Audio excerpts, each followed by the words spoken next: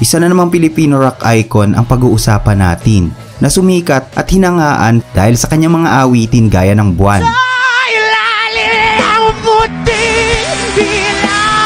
Halika mga idol at ating talakayin ang kwento ng buhay ni Juan Carlos. At pag-usapan din natin kung bakit siya nagalit at nagmura sa isang manonood habang siya ay nagko-concert. Kami nga pala ang Juan Carlos. Ako nga pala si JK. Ito nga pala si putang mo. Kung bago ka pa lang sa aking channel, ay hinihiling ko mag-subscribe ka na. Pindutin mo na rin ang notification bell upang updated ka sa mga video na gaya nito. Let's go! Si Juan Carlos Labajo, o mas kilala nating bilang JK Labajo, ay pinanganak noong February 5, 2001 sa Consolacion, Cebu. Matapos isilang si Juan Carlos, ay iniwan siya ng kanyang ama na isang German national na nagngangalang Oliver Stolz.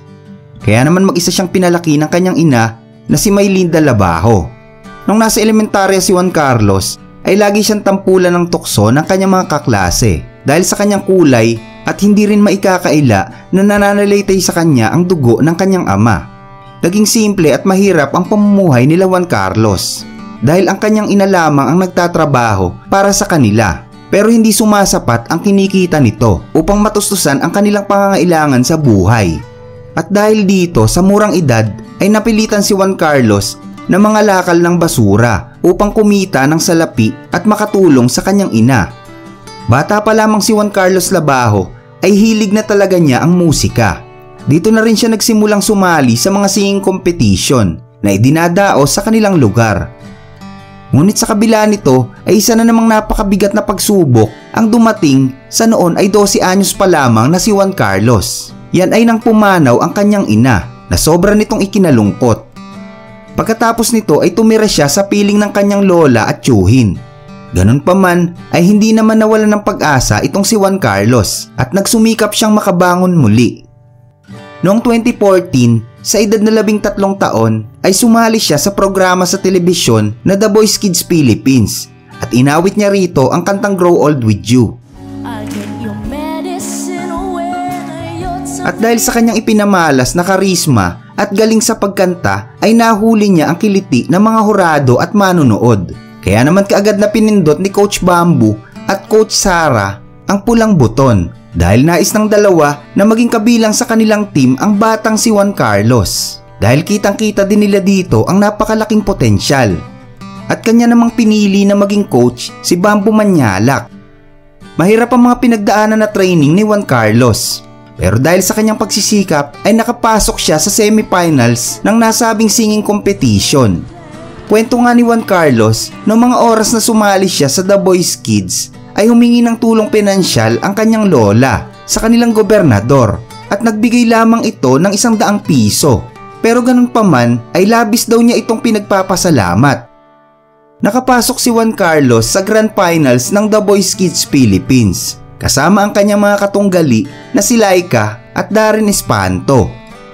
At sa huli ay nakuha ni Juan Carlos ang ikatlong karangalan. Sabi nga ni Coach Lea Salonga ay na kay Juan Carlos na ang looks, charms at puso. Kaya naman nasisiguro niya na magkakaroon ito na magandang kinabukasan.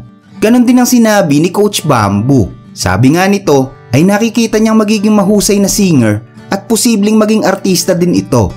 At pagkatapos ng kanilang kompetisyon ay di nagtagal si Juan Carlos kasama ang kanyang mga naging katunggali ay naging opisyal silang bahagi ng Star Magic. Dito na nagsimula ang kanyang magandang karera sa industriya. Gumanap si Juan Carlos sa mga palabas sa ABS-CBN gaya ng Hawak Kamay, MMK, Ipaglaban Mo, Pangako Sa'yo at marami pang iba. 2015 ay nang inilabas ni Juan Carlos ang kanyang kauna-unahang studio album na pinamagatang JK. Naglalaman ito ng 8 awitin kabilang ang Para Sa'yo, This Gravity, Waiting at ang kantang inaalay niya para sa kanyang ina na di ka man lang nagpaalam.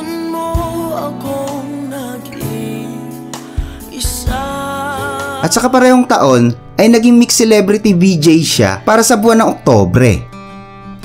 Taong 2016, isa si Juan Carlos sa mga kalahok ng Filipino reality music competition na We Love OPM Celebrity. Subalit kadalasan ay hindi siya nakaka-attend dito dahil na din sa kanyang mga schedule gaya ng taping at iba pang aktibidad.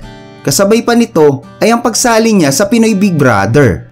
Ito na rin ang naging dahilan upang siya itanggalin sa semifinals ng naturang palabas na We Love OPM Celebrity. At sa pagpasok ng 2017 ay muli siyang naging mixed celebrity VJ para sa buwan ng January.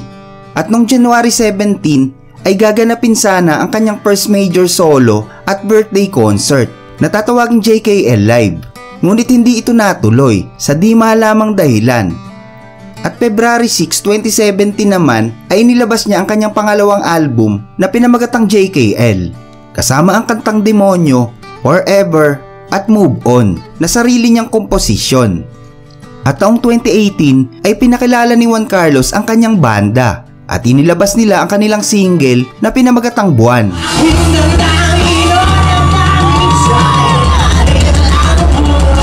Ang kantang ito ay naging mabenta at tinangkilik ng napakaraming Pilipino.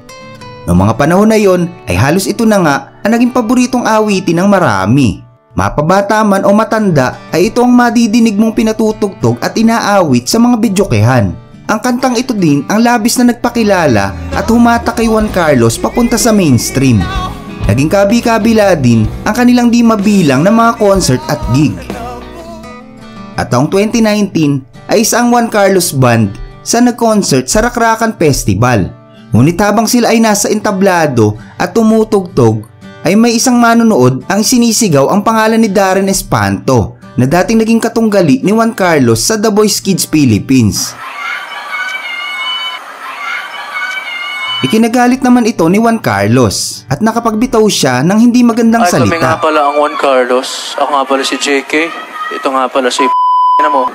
Sabi nga ni Juan Carlos ay naiirita siya pag naririnig ang pangalan na iyon. Tigilan mo naman, ayoko mo narinig ang pangalan na nakakabwisit.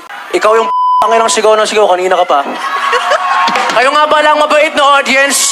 Pwera ikaw, naman. Hindi rin naman natin siya masisisi dahil tao lamang tayo at nauubos din ng pasensya. At isa pa ay parang insulto na rin ito kay Juan Carlos. Dahil nakakainis naman talaga na ikaw yung nagtatanghal sa stage tapos tatawagin ka sa ibang pangalan. Pero ganun pa man, dahil tayo ay nasa industriya, ay dapat talaga nating habaan o triplihin pa ang ating pasensya. Marami ang nagulat sa ginawa ni Juan Carlos. Isa na dyan ang lead vocalist ng bandang Rocksteady na si Teddy Corpus.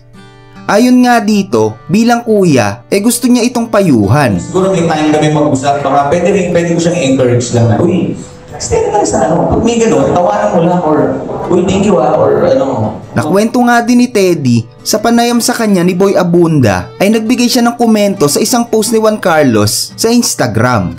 At tinanong siya ni Teddy na sa tingin mo ba cool o hindi cool ang rakistang nagmumura? Question lang naman is, sa tingin mo ba cool yung mga o hindi cool yung mga rakistang nagmumura? What do you think about? Ngunit dahil dito ay nagkaroon sila ng hindi pagkakaintindihan.